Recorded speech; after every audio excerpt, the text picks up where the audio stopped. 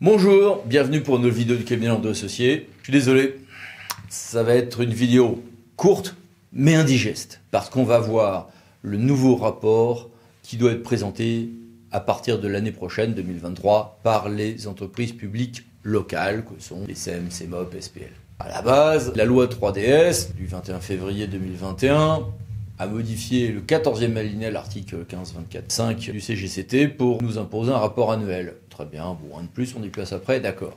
Ce rapport a un but louable, c'est donner aux membres de l'organe délibérant une information complète sur l'entreprise, alors que souvent ce qui se passe dans les EPL peut être un tout petit peu opaque et puis c'est peut-être même fait sciemment dans un grand nombre de cas. Pour peu que les élus soient un peu distancés aussi dans leur connaissance et les services n'aient pas l'info, on peut se retrouver avec des difficultés, c'est pas faux tout ça. Mais vous allez voir que faire ce rapport va être coton tout de même. Le contenu de ce rapport vient d'être fixé par un décret du 4 novembre 2022, le décret 2022-1406. Qu'y a-t-il? Eh bien, c'est indigeste, je vous préviens, lister tout ceci. Une présentation de la société, voici les détails. L'état des relations entre la collectivité, le groupement, alors donc c'est les contrats, les apports en compte courant associés, les garanties d'emprunt, les aides diverses et variées. Bien.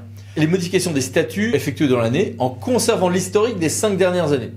Bon. L'évolution de l'actionnariat, pareil, 5 dernières années. Les participations de la société elle-même, directes ou indirectes, donc l'ensemble des filiales et autres, mais avec pas mal de précision, le domaine d'activité, le motif de cette prise de participation, etc.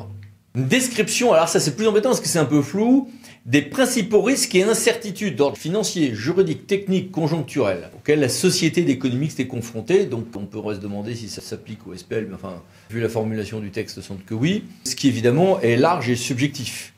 L'état des procédures de prévention et détection de faits d'atteinte à la probité. Alors si on est sur un régime AFA et qu'on a fait un audit AFA, tout va bien. Mais est-ce qu'on va pas plus loin? Bon, voilà. Information sur le contrôle éventuel dont la société fait l'objet. Tous les contrôles, le contrôle URSSAF, impôt, ok, très bien, mais le contrôle CRC par exemple. Modalité d'exercice du contrôle analogue pour les SPL. Bon, ok. Bilan de la gouvernance des élus, alors ça va loin, c'est les taux de présence, des synthèses des positions prises. On va jusqu'où là? La question se pose. Les éléments de rémunération fixe, variable, exceptionnelle. Situation financière de la société, et là aussi, bon, chiffre d'affaires, capitaux propres, bilan, situation de trésorerie, niveau d'endettement, c'est assez facile et c'est assez ciblé. Mais quand on va faire un rappel des charges d'exploitation, est-ce que c'est le montant total ou est-ce qu'il faut une ventilation? Et si oui, jusqu'à quel degré? A priori, c'est le montant total. Mais bon, pour en discuter. Répartition des chiffres d'affaires par secteur d'activité. Et si disponible, résultat par secteur, mais là on l'aura qu'en cas de comptabilité analytique un peu approfondie. Et pour les SEM, répartition du chiffre d'affaires pour le compte des actionnaires et celle d'autres personnes. Autant dire que ce rapport, très copieux, devra être préparé par l'entreprise publique locale, l'EPL elle-même, dans 99,99% des cas. Un certain nombre de commentateurs ont dit que c'était donc un rapport à faire par le dirigeant. Non, c'est par tous les mandataires.